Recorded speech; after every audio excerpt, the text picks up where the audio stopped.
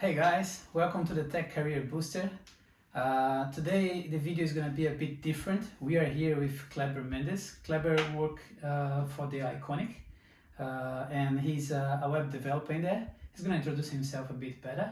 But yeah, I want to show you guys today how it is to be a web developer and how it is to be in the market, working in this industry. So Cleber is gonna introduce himself and talk a little bit about his life and how he got here.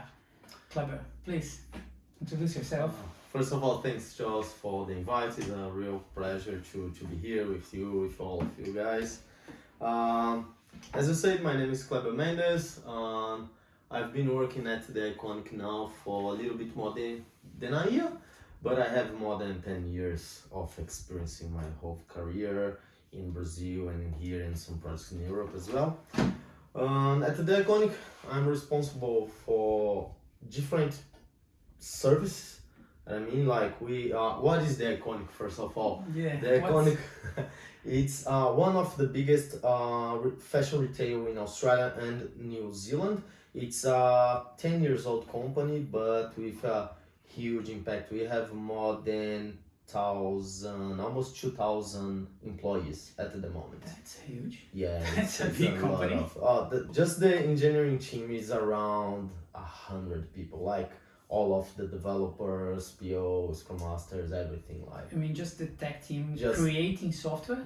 Yeah, It's more than just 100. Focusing on developing the system itself and the website. It's more than 100 people. Yeah, I would That's a say big more than team. 100 in total. Yeah, because like what you see is only the app and the website, but there's a huge background inside that, like responsibilities like the fulfillment center, all of the strategic and administration things in the company, not only the service of the website, but a whole lot of things. That's really interesting. Yeah, Yeah. so thanks to be here, Cleber, and Thank thanks you. for presenting the Iconic. Guys, I got my list of questions here to Cleber because my idea is actually get from him probably what you guys want to know. So I wanna get him to tell us like how it is to be a dev in a big company like the Iconic. So Cleber, can you give us a bit more about your background, like what motivated you to become a software developer, where you're coming from, how did you get here, like? Sure. Actually, I've never worked in another thing in my life, just on IT. Like I started when I was 16, just fixing computer in my suburb with a friend, and after I went to kind of diploma in IT, and then went to the university. When I was in the university, I was already working on the area because I made some technical course not related to any university or anything like that, just by myself. And after some years working in Brazil, I had a problem with English because I lost some opportunities because of I didn't speak English. So I came to Australia to study English actually, and I fell in love for this country, and here I am after 7 years. That's cool, that's cool. So you learned like sort of a mix between self-taught plus the traditional way, like you got like a diploma, then you got the uni, Yeah. got all the way. Yeah, it was a mix, like if put in a line, like my first learn on IT was this diploma. That was a really good introduction for me. And after finishing that, I started to make some courses, like just, let me figure out how database works better, this programming language, this framework, things like that, but without any following line. It just, let me see what is this, what is that, and this one. And after a year, just working and making these courses, I went to the uni. That's interesting. That's interesting. So you were sort of cherry picking like what you Yeah. want to learn. Mm-hmm. That's cool. We're gonna get back to that later. Sure. I will have more questions for you later about that. But like as you mentioned, like you've done everything like in Brazil, and then you feel like okay, I need to learn English. You came to Australia. How did you end up like staying here and like for a longer time than just studying English? Yeah, that's a really good question. Actually, it brings me to other things. Like before coming to Australia, I really regretted that I went to the university because I spent some years of my life in the uni and I couldn't see real worth of that long time about what I was doing at the moment in Brazil as a software developer, because I had friends that have never went to any university and they are amazing developers or engineers. And so you don't really need to be in a university to become a software developer. That's interesting. Yeah, but when I came to Australia, the university helped me a lot because I applied to I validated actually my university in Australia, and I started the whole process to get the residence here through my profession. So became a software developer, a software engineer for me was not only about money or profession, it directed my life. Like I didn't plan that, but my profession is the reason that I could be in Australia for a long time. Got you. So the uni, you don't think the uni is really, I wouldn't say it's not useful. It is useful, but it's probably not the only way, or maybe not the best way to actually become a software engineer. But by the end of the day, it actually helped you because without the uni, it would be very hard to prove to the government and get visa and all those sort of things. The uni was like a proof. Okay, Yeah, I am proof a that software engineer. not just working, but a proof that I studied something Okay. related to the profession I was trying to prove that Okay. I had some knowledge. But just talking about the university, like it's not that university is not worth.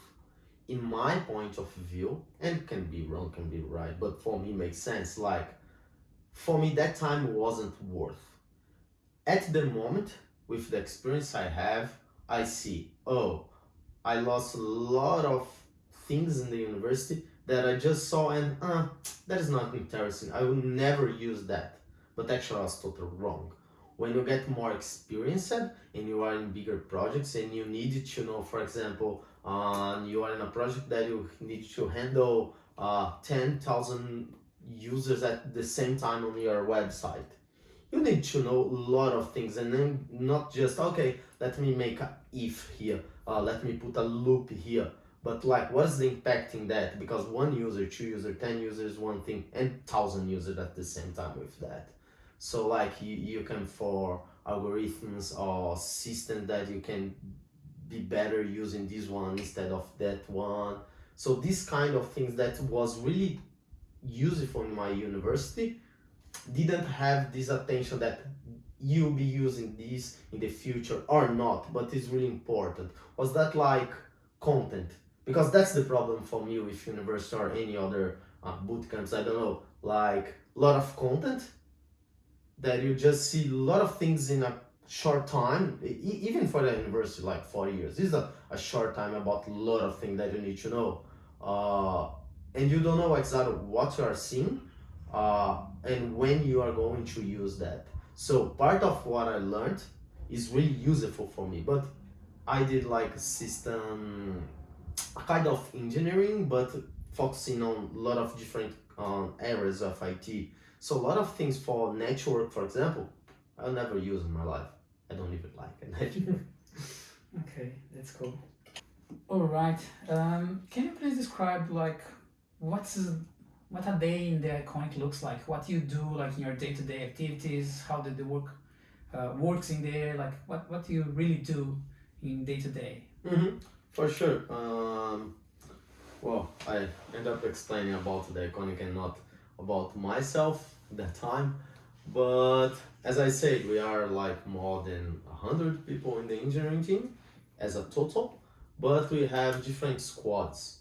We have multiple services and microservices, and we have basically squads responsible for any part of the funnel. Like if you get a store shop, online store shop, you have a funnel from the people that are arriving to the people that is buying something. So let's say we have different layers, and each layer has a squad that is responsible for that part of the system. So any system, any service inside that layer, that squad is responsible. And of course, we have multiple services that are shared between the squads. But my squad is responsible mainly for the people that are arriving in the website, and we need to show what they want to see and help them to figure out what they need and things that match with the products already in the bag, let's say, and things like that to make they spend more money.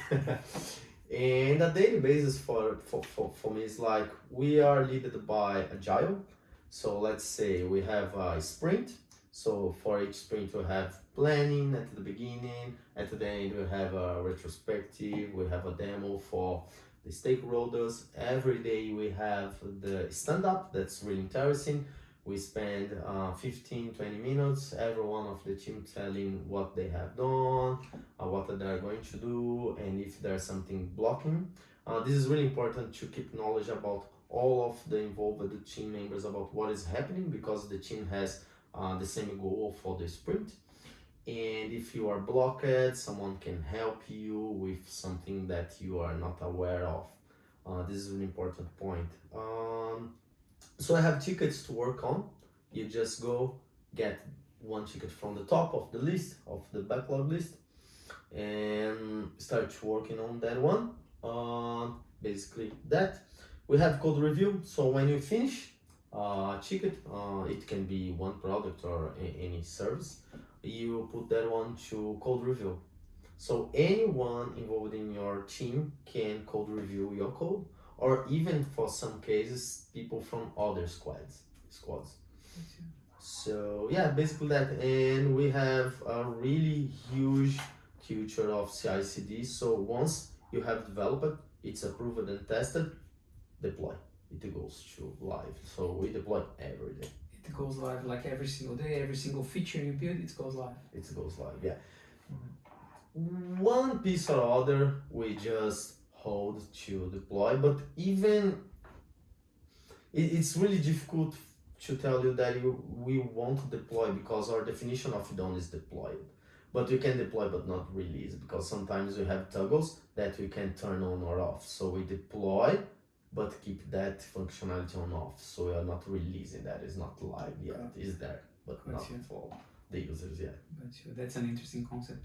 But guys, just to refresh your mind, he was talking about some things we already talked in this channel, like one is agile. I already told you what agile is, like Jira and all the tools. And you can notice like they are using a big company like the Iconic, they are using the same thing I recommended you guys to use it for your learning and for your studies. So they are using Agile, they are using Jira, and they are using the same methodology. That's a really interesting thing. And also, Cleber was talking about his day, like after organizing everything, then they're actually going to code. So as you can see, it's not all about coding. Cleber, correct if I'm wrong, but probably you're not spending all your day to like coding and looking to a black screen, just typing stuff. What other skills you can see like involved in a dev career, which are not just coding, not putting your head down, doing coding work? Wow. That's a really good question, Joss. Let's say we have basically soft skills and hard skills, right? So hard skills is learning about coding and deployment and everything that you have to put your hands on. And soft skills is more about people and dealing with your team, and it's I see is more important sometimes than hard skills, because as you say, we will not just get a black screen and put a metrics in your life and just code the whole day, because not how things work. You need to get the ticket, for example, understand what is that, if the outcome it's clear for you. If it is not, you need to know who you can ask about. Or sometimes you ask your product owner, oh, this is the scenario. And they'll say, okay, but I'm not understanding yet. And so you need to talk to other people. Or even sometimes you know exactly what you need to do, but how can I achieve that? Because it doesn't matter if you are junior, medium or senior. Sometimes you just see the things and okay, what is the best approach for me? We have a lot of sessions to discuss the outcome of something. How could we achieve that? So for example, yesterday we had a session of an hour with almost the whole engineers of my squad, just talking to see the best solution for something. Because as I said, on agile, it's never about you, it's about the team. So the ticket you are working on, but the whole team owns that ticket. So it's not only your decision. You need, like, if you need, of course it's your decision to make that, to have that done.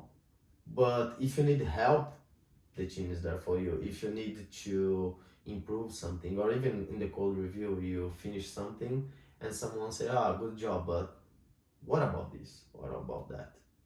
Cool. So it's not only putting hands on, it's a lot of planning.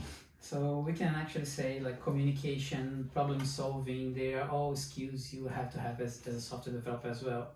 So that I would say that image people have about developers, they are all like black shirts with big glasses, like in front of a screen. It's not really true. It's I just, would say it is true.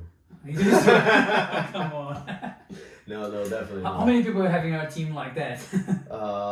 We are in 11 in your team, I think 10. No, 10. No, definitely not. I think that's something that used to be maybe in the 80s. Like, it's my view from movies maybe. but definitely the era has changed a lot. Like, I remember even when I started, like, to be a software developer was something like, oh my god, it's from another world. But now this is a cool thing. Oh, software developer, tell me more about your day, about what you do. It's really interesting. Do you have that feeling like people actually ask you? Oh yeah, something? That's cool. a lot. All of the time, like, what do you do? I'm a software engineer. Oh, what do you do? Or even some, okay, what is that? People don't understand. Yeah, but that's fine, and it's really interesting that there are many people interested, not always to become or to understand what you do, but what do you do on your daily basis? Because people don't see, like my wife say, it's really interesting. She says the code, and I change something and change in the screen, and she said, that's amazing. Like changing a line of code changes this entire thing. Yeah, when people don't understand coding, that Yeah, pretty cool for them. It's cool. All right, and I have another question here from Sure. my list, which is big, but yeah, I think people want to see that, and I want to ask you, what sets software developer the career to you? Like, why did you choose software developer instead of many other careers you had? Like, even in IT field, it's a big field. Like, you could have chosen any other thing. Like, as you mentioned, network. You don't like network, but whatever. Why have you choose software development instead of anything else?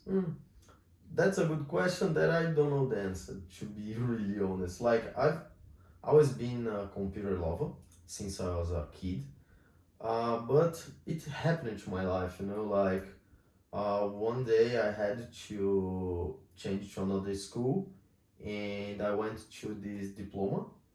And the funny thing that I thought in this diploma I would get knowledge about fixing broken computers, like the hardware, I mean.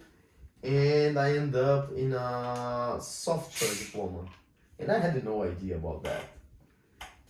And I loved that. So, like, it happened to my life. But once I saw, I didn't think in other line of business to be working on. So basically, you didn't choose software development. Software development has chosen you. Yeah. That's the way. That's the way it happened to my life. But once it chose me, I chose it as well. Okay. Like, I have never thought about going to any other line of business. And my luck, our luck, it's an area that has a good income. Yeah, we can't say no. That's definitely a six-figure career. For you guys who are interested in that, like, we're gonna talk about that later. But yeah, guys, it's a really good income, and it's a very good compensation for the work you do, I would say. And there's a lot of work to do. And there's a lot of work to do. you are good. You have a good compensation, but you have to do a lot of things. Yeah. That's gonna lead me to the next question, which is what you enjoy the most in being a software developer, and what's not so enjoyable. Cool. Let me start with not so enjoyable. Sometimes it's really stressful, like to be part of a team responsible for something that can stop the whole company, for example. So sometimes I need to deploy and I need to make sure it won't break anything.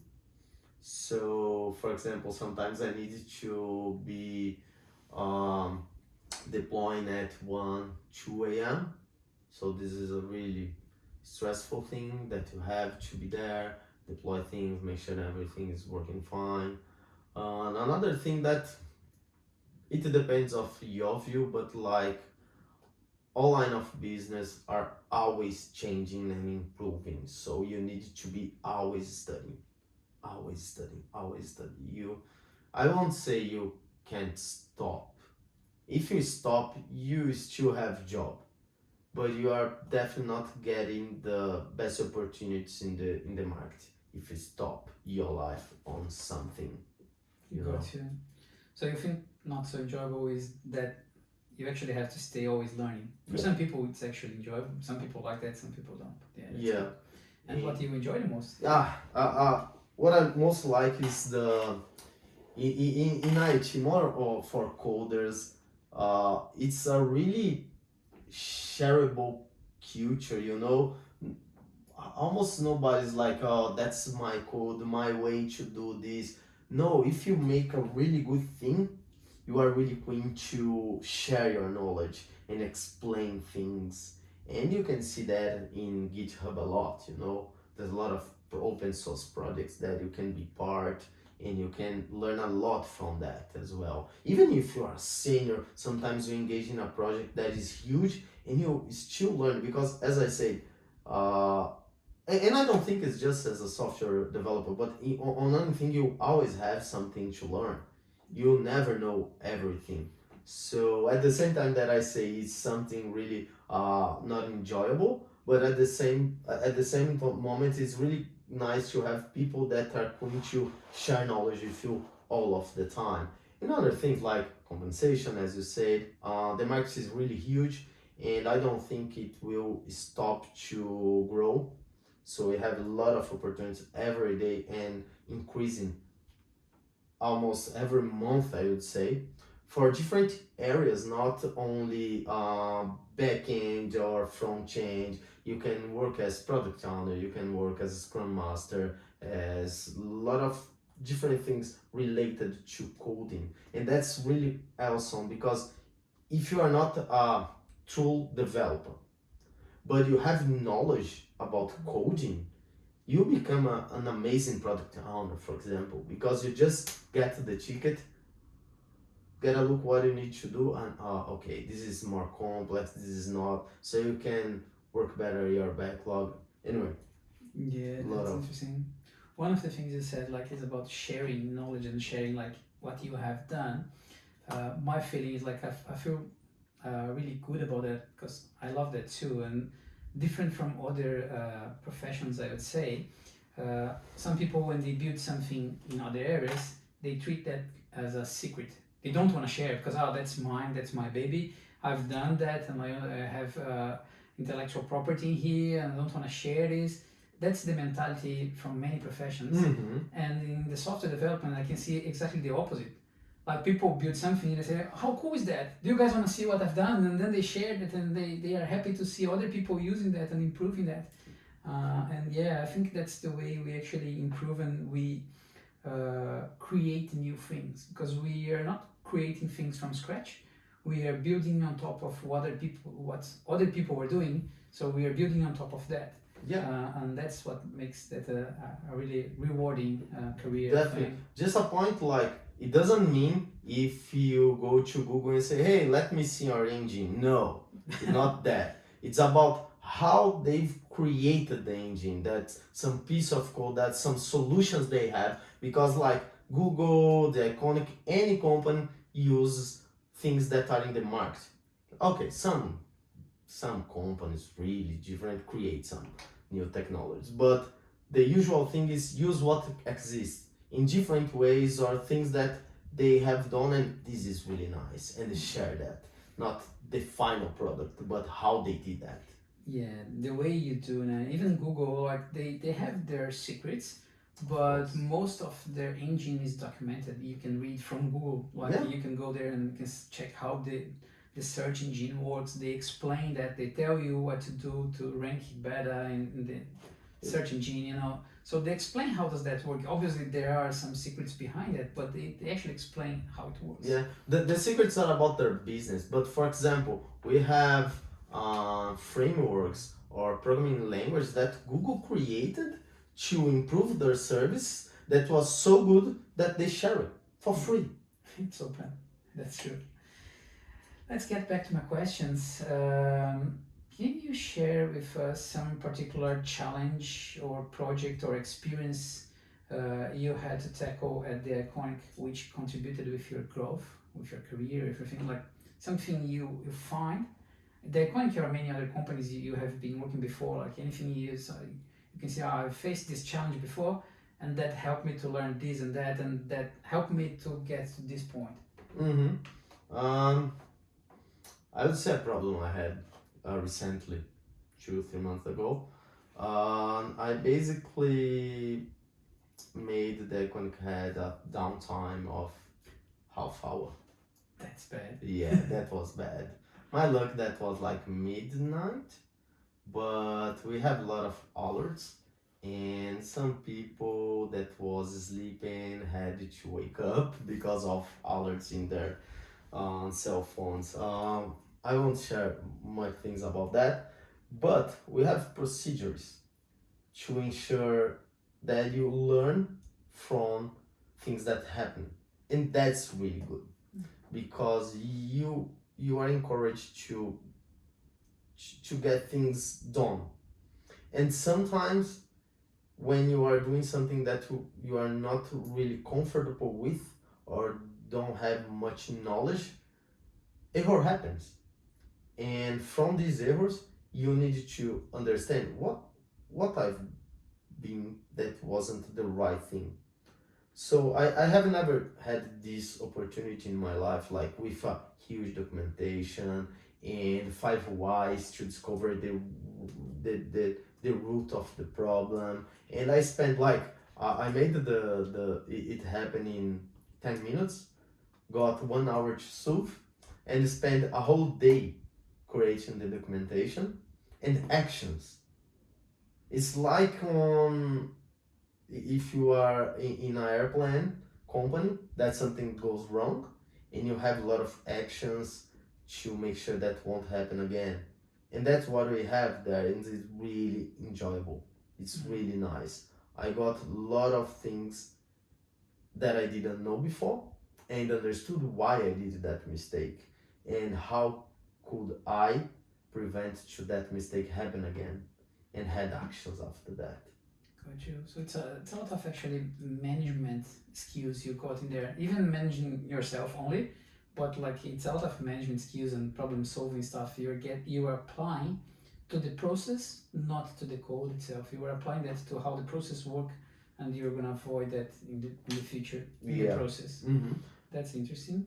Again, it's gonna bring me back to the soft skills. If we look at what you're describing, we can understand like you were spending a lot of time actually doing other things which are not coding. You made a mistake in a code, but yeah, then you have to analyze that, you have to discuss with people, you have to learn from mistakes, and then from there you can keep going and growing. That's interesting. Yeah, because one thing to people who want to become a software developer, it's keep in mind code is really important. It's what we do, but not only that. You need to know the business and the workflow, how things works, and people that you need to talk with, and the communication. Interesting. If you had to measure that, how much % of your time do you think you spend coding and how much percent of your time you spend doing other things which are not coding? Yeah, at the moment I'm not only a software engineer, I have two hats. So I'm a Scrum Master and a software engineer Gotcha. as well. So at the moment I would say I'm spending, I don't know, maybe 50-50 or a little bit more, 55, 60 coding. Yeah, when I say code, it involves everything about coding, like the meetings, talking to people, and clarifying things. Yeah, but if you get someone in your team, for example, who is just a dev, who is not wearing the hat of Scrum Master, if it's just a dev, how much percent of the time a web dev is actually spending coding and not coding? When I say not coding, is that those other things you mentioned, like meetings, Like planning, hands-on. Yeah, how much time is hands-on and how much time is other skills? I would say they're not like focusing on coding. Just let me think a little bit about my day. So, meeting, ticket code, review, deployment. I would say we spend like 65% of the day coding. Coding. Yeah. So it's still a bit more than 50%. So we can have a feeling from that, like the coding is still really important. Yeah.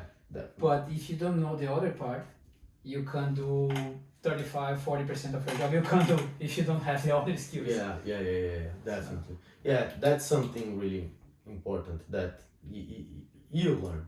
Yeah, and the reason why I'm asking that is because, like, when we get to learn how to become a software developer, everything we find is how to code. Like, if you go to anywhere, if you go to TAFE, to the uni, to everywhere, they're gonna teach you coding. They're gonna teach you like your programming language, JavaScript, Python, whatever. They're gonna say, if you learn JavaScript, you become a software developer. And what I'm trying to bring here, it's not just that.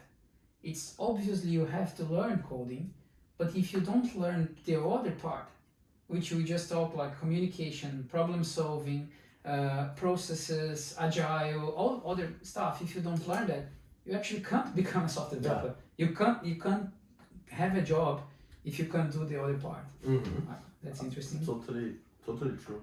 And that's gonna bring us back to the education side. Like, if you had to start again as a software developer, what would you do differently? Like, if you were starting now, what do you do differently to learn, to become a software developer? Okay, cool. So, back to my career. As I said, I made a diploma, so I cherry-picked some course and went to the university. I would do totally different nowadays. First of all, cherry-picking courses was one of the best things I did, but not the best way I did. Why? Because I cherry-picked it just based on voices in my head and what I wanted, not exactly what the market needed. For example, that time I went to 3 different courses of Adobe Flash. I don't remember even the name of the language. Flex. No, was not Flex. Was anyway. I don't remember. But yeah, I spent like some good hours on a thing that I've never used it, and after like a year or a little bit more, HTML5 came and nobody uses that anymore. It's a discontinued technology. Yeah. No one knows that in these days. And so I would say I would get in contact with someone with knowledge in the market to guide me. What I need to learn, what is good, what is not. And you say, but you have that in the university in a course. Yes and no. My knowledge about this uni or vet or any other things, you have a lot of different things, and most of them are not updated with the market, so you learn things that are not really used. For example, universities are still teaching UML, almost nobody more uses UML in software development, in other things. So another point that you said, focusing a lot on coding. That's really important, of course. But you came to the mart and you don't know what is a event drive software. You don't know why you should use a hash table or a binary search tree, or even when you should use an array or a dictionary.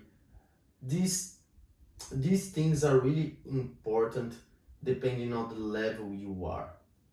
And that's the point for me. When I went to the uni, I had this. But I just saw, I don't care.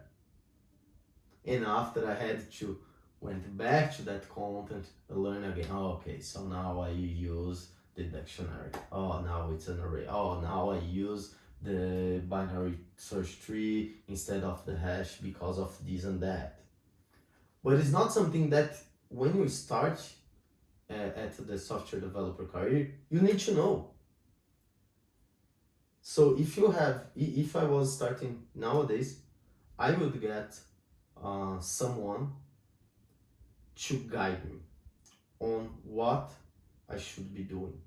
If you get, for example, Steve Jobs, not in the IT career, but he went to the uni, so that a lot of things that I will never use in my life, but he had a really good talk. So he could still not pay in the uni, go only for the subjects that he wanted. And from that, he got a lot of knowledge. But he was different, and he had like guided for just himself, other people as well. But that's it, what I mean. Like, if you have someone to guide you, or if you have, I don't know, a service that you can get something customized to you, because that's another point. Someone will start to have a career and say, oh no, I want to be a backend developer. But this person is an amazing designer and would be an amazing front end, or I don't know, working with the design of the apps. But no, someone told him that he will make tons of money working on backend, and he struggled with that. So if you are struggling, if it's not something that you like, it's difficult to be good on that, because you have to spend a lot of time studying and working with something that you don't like or you don't believe. And that's where someone that guides you can tell you, okay, so look, this way you are working, okay, but what about this another place or this another line that you can follow? Because I usually compare the IT career with being a doctor. You can be a GP with a knowledge about everything, small knowledge about everything, or you can get specialization or one specific thing. And we have tons of different specific things to be specialized. Got you. Yeah, I think you already answered my next question, would be if you would consider like a vet course or a degree in Australia.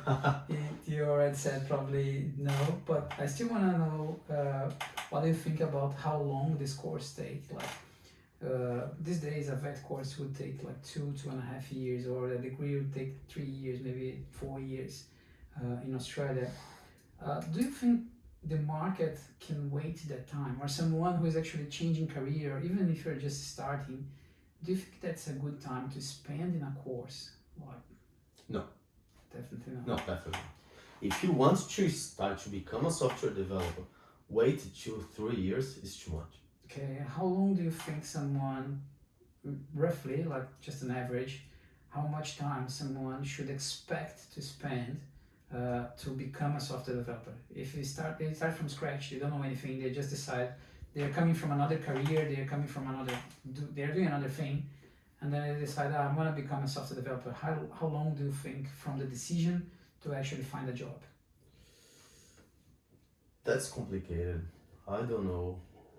I'm not able to answer that question because I think it will depend from people to people how much you have to invest in yourself, how much time you have.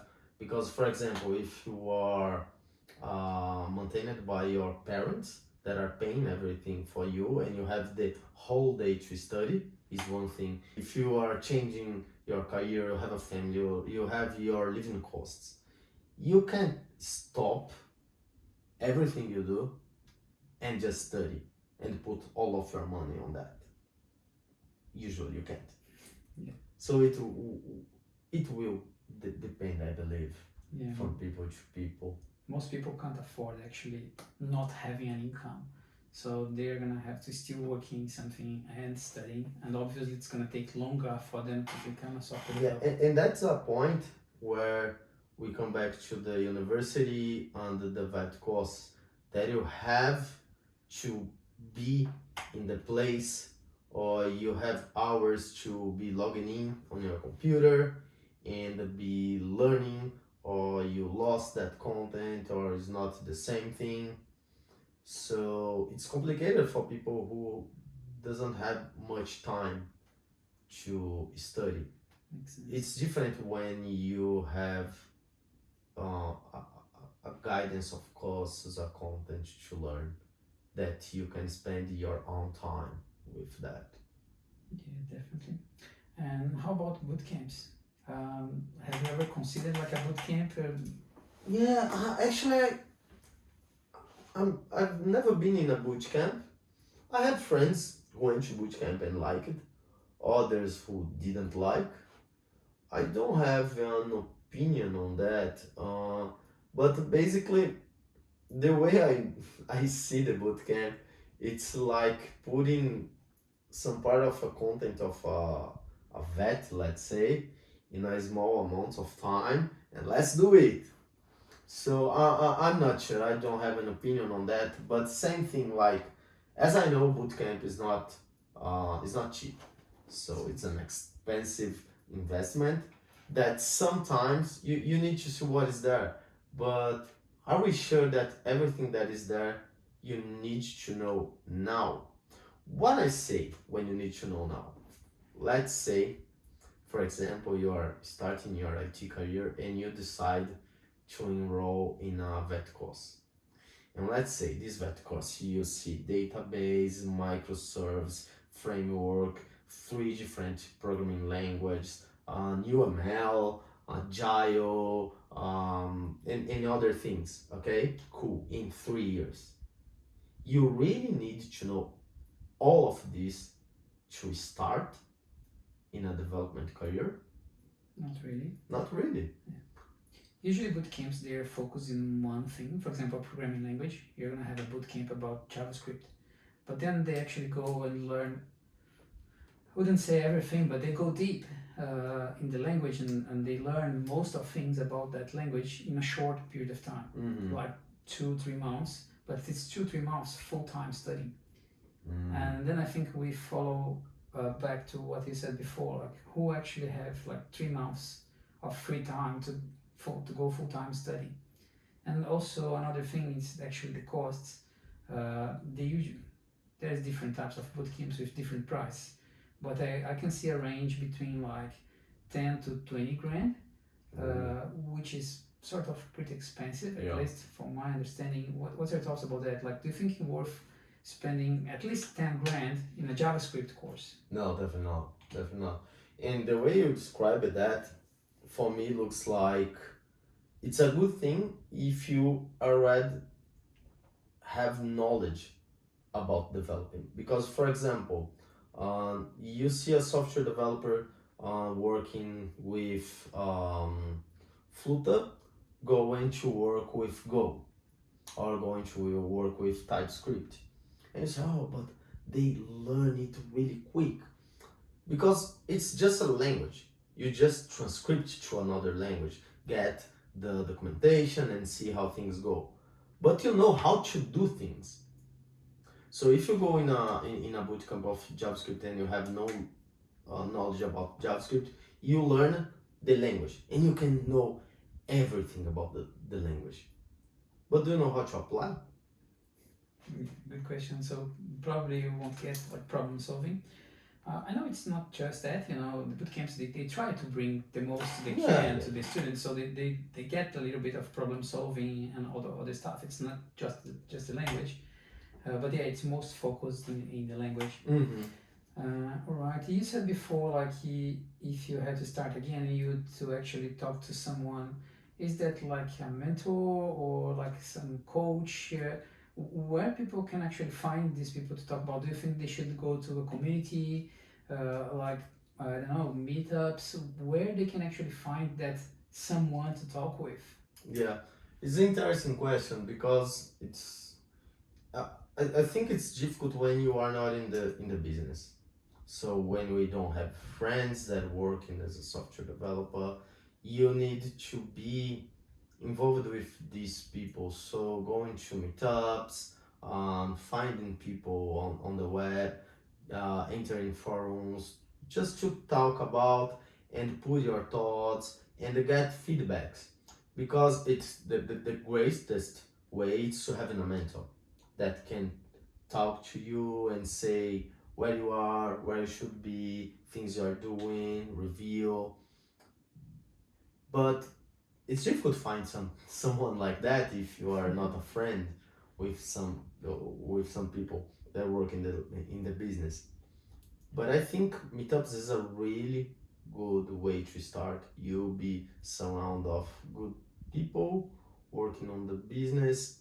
Internet, definitely internet. It's a huge tool that we can use. Groups, forums, Reddit, many different ways to keep in contact. Cool. Yeah, what I think most people are interested in is actually where they can go on the internet, but you just listed that. Reddit, probably LinkedIn is a good one. LinkedIn, yeah. Cool. That's good. And let's get back to what we were talking before about income. I'm not sure if you can share with us, or if there's some rule, please tell me. But Yeah, sure. if you can share with us, like about salary range or things you know about the iconic, or even the market. Like if you can't share about the iconic, or if you don't know, like do you have an idea about the market? What's the salary range for a software engineer, or even for different types of software engineer, for example, front end, back end? Do you have an idea about that? Yeah, I have an idea about numbers in regions and what you do, your level of knowledge. Let's say when you are in a big city like Sydney, São Paulo, Melbourne, you have big companies with more with higher salaries because the expenses in the cities are higher. If you go to a smaller city, probably the range is smaller as well because you will spend less money to live there. But basically, I would say in a city like Sydney, at the moment, so you have junior, mid-level, and senior, right? In Sydney, let's say. So just having junior, mid, and senior, you have three different levels of range of salary. And actually, you have one before the junior that is the internal. But let's just talk about junior, mid, senior. And in this, it will depend the company size, what language or technologies you use, because it's funny the area because like let's say you work with some language, I don't remember any now, but like it's almost died. Almost nobody works with that. They pay really well for that one. Because almost nobody can work with that, so you can. They pay really well. But if I'm working with a language that is decreasing in the market, probably we're not getting the best salaries for that one. According like to some research I've seen, it's interesting because usually people say, much more you go up in your career, much more you earn. But actually, this research show here in Australia, usually when you go from a junior to a medium, you get like 50% of increase. From mid to senior, you get like 40%. And from senior to management or focusing a product or something, you get like 10 to 20% of increasing. So you start to get more money when you're in the beginning of your career. And after, I think you're already rich, so you don't need much more. No, just kidding. But let's say a junior, again, depends on the company, but in Sydney based, you will start a junior at, I would say, 70 per year. Per year. 70 per year. Yeah, 7,000. Mid goes to 100, I think. And a senior, 130, 140. Interesting. Yeah, it's good to have a number because what I've seen is people are asking around, and despite we have the research, but it's hard to believe people were making that when you don't know someone, as you said. If you know someone, you can ask, okay, how much you're earning, and even people are not very comfortable actually saying that. So I just want to give to everyone some numbers. It's good to have of course you can have a junior earning 100, but it's not the usual. Gotcha. What I mean, you can have a senior that I have friends earning 200, but it's not the usual. It's not the usual. Gotcha. But still, it's a pretty rewarding career, you think? Oh yeah. And actually, more things than just money, but like you can work from your home. That's amazing. You get paid to work from your own home. Like when you finish, you already want. You don't need to spend a half hour, an hour to be at home. Yeah, I think we didn't talk about that, and you didn't say it at the beginning. Are you working from home at the moment, right? Yeah, I'm working from home. And we have been seeing different movements in that area. Like before the pandemic time, it was not many companies which let people work from home, and then the pandemic time came, everyone went home, and now we can see a movement like the big companies, the big tech companies. They actually asking people to go back to the office. Yeah. They are offering some things like free lunch or some perks to actually people go back to the office because they want to put everyone in the office again. How you can see that? I think getting back to the office, it's a movement, and it's totally valid in my point of view. I love working from home. At the moment, I'm not going every week to the office because I'm living in another city, but it's kind of mandatory now. Go to the office every Tuesday, and I'm going to the office once a month, and it's amazing to be there, to know people. It's like I miss the opportunity to be here coding and what about this one? Just hey, you know this one? Who knows? She knows. Okay, talk to her and that's it. Because sometimes you just send a message and people are working, so they're coding. You don't wanna to be annoyed, distracted. You just see, okay, I will answer you and keep going. When you have a moment, you talk. Okay, there's cons and pros on that approach. So my thought about that is we have a lot of benefits from work in this kind of hybrid way. Not all of the days in the office, but not all of the days in home. And why? Being part of an office once a week or 2 days a week is really good to see the face of your team, to keep in contact face to face. Most for juniors and internals, you have people with you to help you, to pair program with you. Of course, we can do anything working from home. We have lot of different tools to help us with that. But it's different the approach when you are face to face and you just, oh, do you know this? Oh, okay, thank you. Oh, no, who? Oh, she, okay, talk to her. It's really quick. It's different from sending a message and waiting their time. And not because they don't want to answer you, but because they are doing other things. And it's different. We stop what you are doing and go to the messenger, send the message, and then back to you. Then just quick answer something. So, in my point of view, it's really good working from the office if it is not mandatory.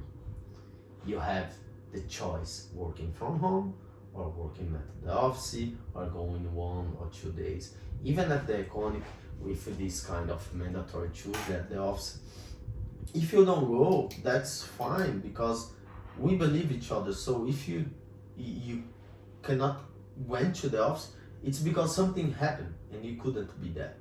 So we believe in you and trust in you, and that's a reason. But of course, if you keep going this way every Tuesday, okay, something is wrong there, let's see what's happening. But not a real mandatory that if you don't go, someone will be yelling at you, why you didn't go to the office? No. But these benefits to be in the office are free lunch, table tennis, just chatting with your team members is a really good thing in my point of view. Got you. So you do believe in that hybrid method? I believe. Okay. Yeah. Nothing against just working from home. Definitely. We have pros and cons. Like one of the things they said when we start work completely remotely is like we are gonna have competition from all around the world, because now we have people like from anywhere applying for the positions. And in that model, probably we still have the geographical limits. For example, you mentioned like if you have to go to the office, even if it's once a week or once every fortnight, yeah, you still have to be in that city. You still have to be close by. Yeah. So we lost like the geographic freedom, but we have other pros. So it's always a balance. Yeah, I do agree with that. And last but not least, I want to ask you to actually leave some final thoughts. What do you have as a recommendation for someone who want to become a software developer, for the guys who are watching us? Cool. I would say enjoy the process. That's really important, because if you put a goal to become a software just because of the money, for example, it's really hard, because it's a process to learn, not coding, because coding I think is the easiest part, but to get everything that you need to become a really good software developer, it's a hard process, and it will happen the whole life. As you say, you never stop to learn things and to study. So if you enjoy the process that makes the difference. And be careful with courses, bootcamp, university. Make sure you are investing the money you have, not spending the money. That's really important. That's true. Well, good. Yeah, that's a very good tip. And yeah, thanks, Cleber. Thanks for coming and thanks for sharing that with our audience. And guys, thank you for watching. Don't forget to leave your thumbs up and share that with your friends, and also leave your comments if you have anything to ask us. We're more than happy to actually answer that in next videos. Thanks, Cleber. Cheers. Cheers.